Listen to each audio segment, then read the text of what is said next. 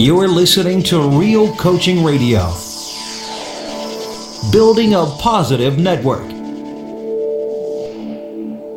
Today's podcast is brought to you by Audible.com. Get a free audiobook download at audiblepodcast.com/RCRN. Over 75,000 titles to choose from for your iPod or MP3 player.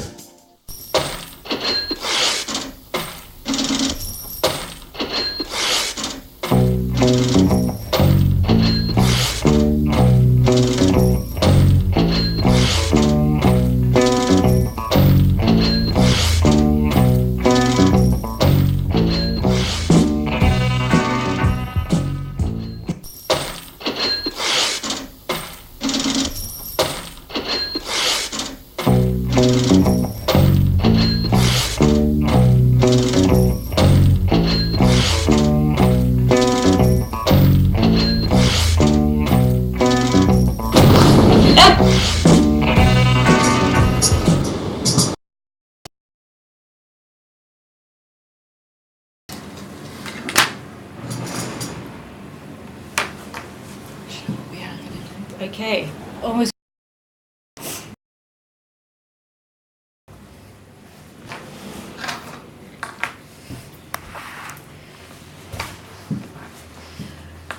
Okay, welcome everybody. It's either good morning, good afternoon, or good evening, depending on where you are in the world. Welcome to the show, Your Money and Your Mindset.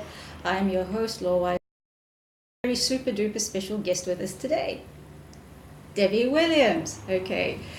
I've had the pleasure of talking to Debbie once upon a time when I started investing in property, and since then I've been in touch with her on and off, but now we've come to the stage where, as you know, the whole object of this show is to help people with their mindsets and how they have this, some people have an inability to go past these so-called self-imposed limitations.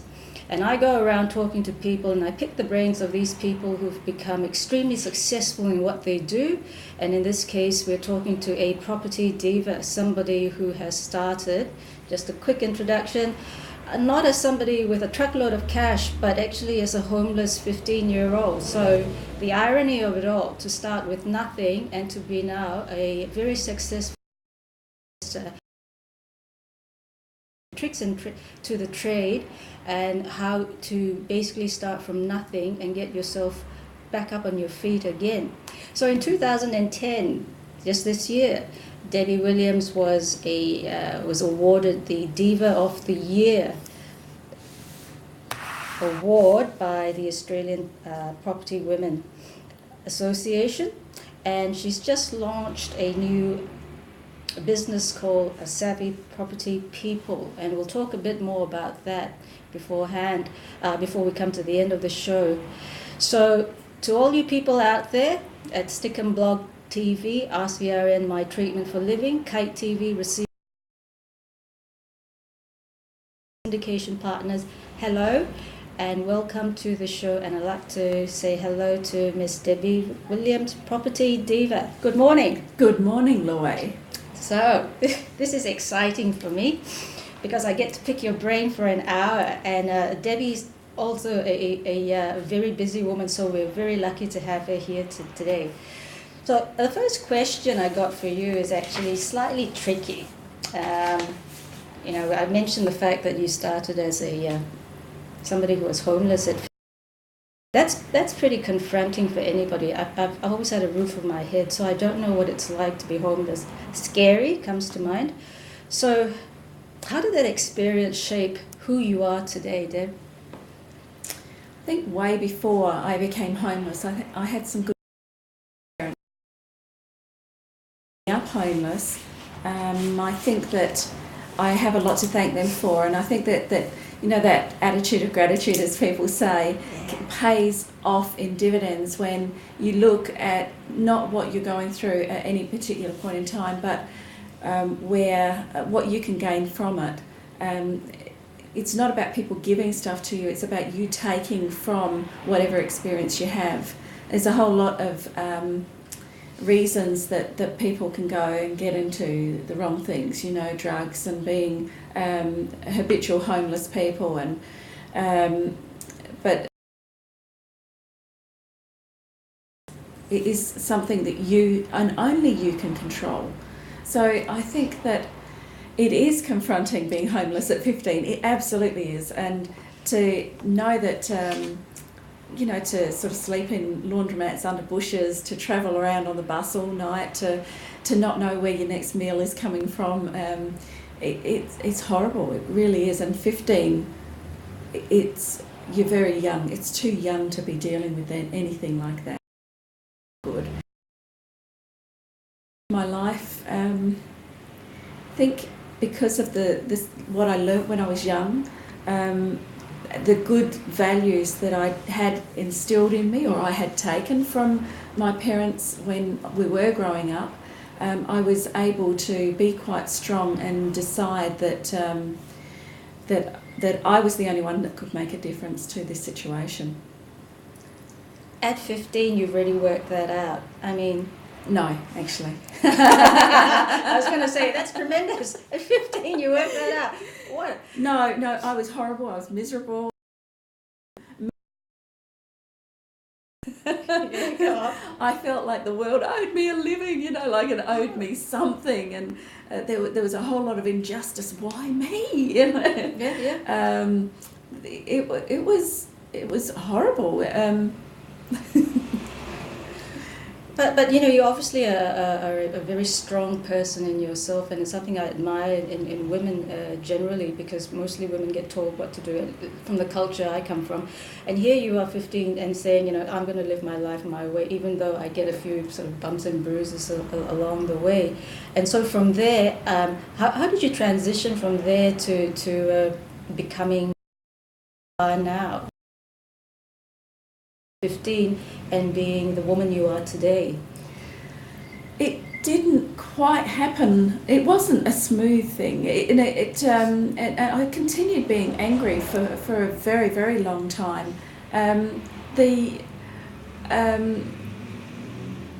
think that actually when I had children, that was quite a turning point, because when you have children, as an adult, you're the only voice that they have, because in society, children are not heard, they're not listened to, they're not...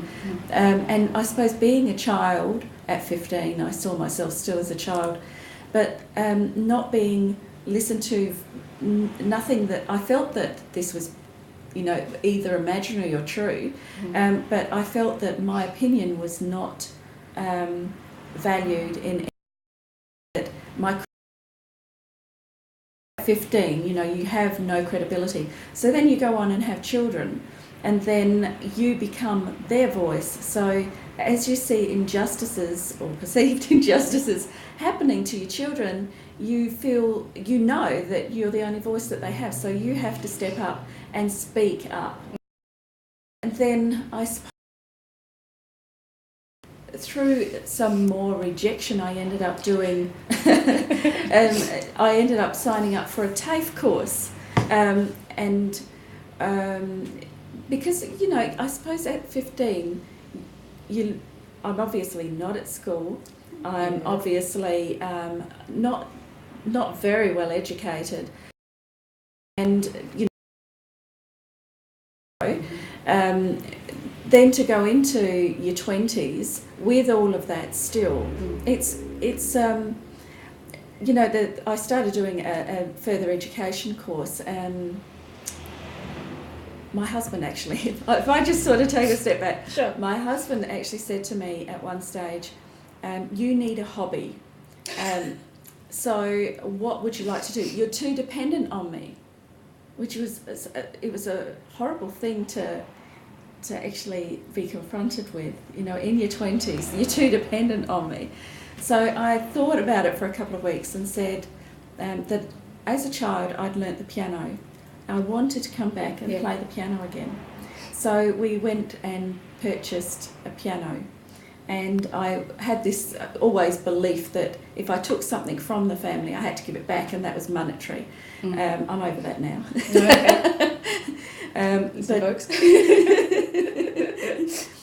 But I felt that if I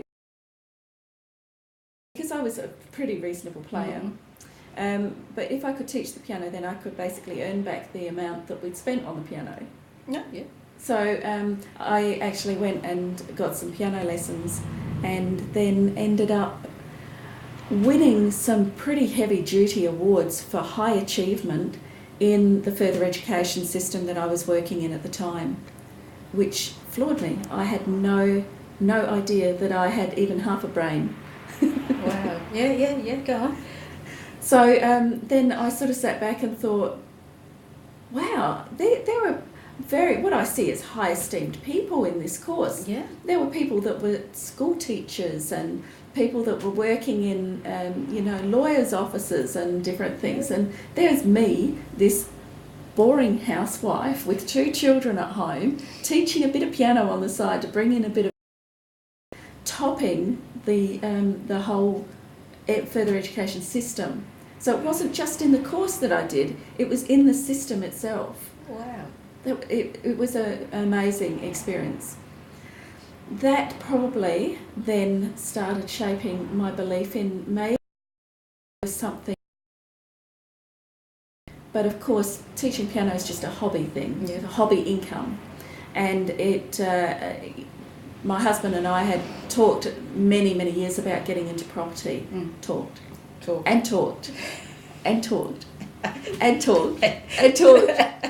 We're hearing it. Yeah. No, and we talked. Okay. So it was absolutely years that went by, and we watched property values double and then even triple. So, yeah, well, it became a no-brainer. Then about 2001, the property market was moving again. Yep. Like in South Australia or in Australia, Yep. the property market started booming. And I thought, I'm not going to miss out this time. Yeah. So while my husband was at work, in between piano students, Yes. I got the paper out and I opened it up and I put my finger on a pair of, a duplex, so a pair of masonettes, we call them here. Yeah. So a duplex, and I phoned up the real estate agent and said, I'd like to purchase those. Wow. And did. Oh, wow. And my husband came home from work that night and said, someone does. And I said, it's really good, we bought some property today. Did he flip out? No, he didn't, so I went and bought another one the next week. Okay, good, yes. So with all of that going on, we ran out of equity at that time. Yeah. So then we needed to get a bit more creative. That's when I went and did a property investment course. And I think that, there's I have these thoughts about courses. If you do a standard run-of-the-mill course, don't you think, Loy, you really think that you should be making that pay before you go and actually do another course? Think about that, folks. Could you say that again? Make the one that you do pay you back, do something with it, in other words, before you go and do another one. Because I can honestly tell you that you get everything that you could possibly need in that one course to take you where you need to go. But people think that there's something missing. They think that there's a missing ingredient, and then they go and do course after course after course, expecting a different result without actually taking the action that they need to take to make it happen. So I think that the key factor is there. Yeah. When you do a course, you actually need to put that course into action before it's going to pay you back. And once it has paid you back, then you can decide whether you do any more courses. Okay, so here comes the question now. This is the naughty question that makes lots of people sort of squirm in their seats. As you've just heard what Debbie said, that don't go around being a magpie, as in, getting distracted by bright, shiny objects, that I should be doing this, or my friend's doing this other thing, therefore I'll sign up for that as well, just in case I miss out. So what is the underlying message to that? Do you think it's because they feel that they're not getting enough, that there's lack in their lives, that's why they need to go out and grab? No, not at all. Oh, you just ruined my thing. All right, anyway, go on. Everybody's got their opinions, and that's what I love about this as well. Yeah. Because I think that people are looking for the easy answers. So, even after I went into that property investment course, it challenged me. It was hard. It put me in a very uncomfortable position, and I didn't like being there. But to move through it, nobody can do that for you. Nobody. You have to move through those stages, those steps yourself. Yeah. So, okay, we'll just hold on to that thought for a minute, Debbie, because we're going to go joyfully to a commercial now. But when we come back, I want to talk more about this getting out of your comfort zone. So we're off to a commercial. Hang on a sec, folks. You're listening to Real Coaching Radio. Building a positive network. Imagine a new online community where coaches, experts, and their clients connect. Imagine using a system of powerful tools to improve your life. Imagine the world of your money and finances getting better each day. Saving for the future, escaping debt. Well, imagine no more. The community is here for you today. Your radio show host will give you further details. Discover how to create your extraordinary life with personal coaching sessions and all the ongoing support you'll need to define your vision, realize success, and create your extraordinary life. Join our online Ask a Coach program and connect with one of our expert coaches in the areas of health, personal finance, relationships, personal growth, environment, career, and spirituality. Go to www.askacoach.us and register. Let's talk about your future. Do you know what's in it for you? More of the same? Or how about the life you dream of? Career advancement, financial security, a healthier lifestyle, spiritual enlightenment, effective communication, and fulfilling relationships. Sometimes we must have an extra boost. Sometimes we need a breakthrough. Announcing breakthrough courses for the life that you really want to live.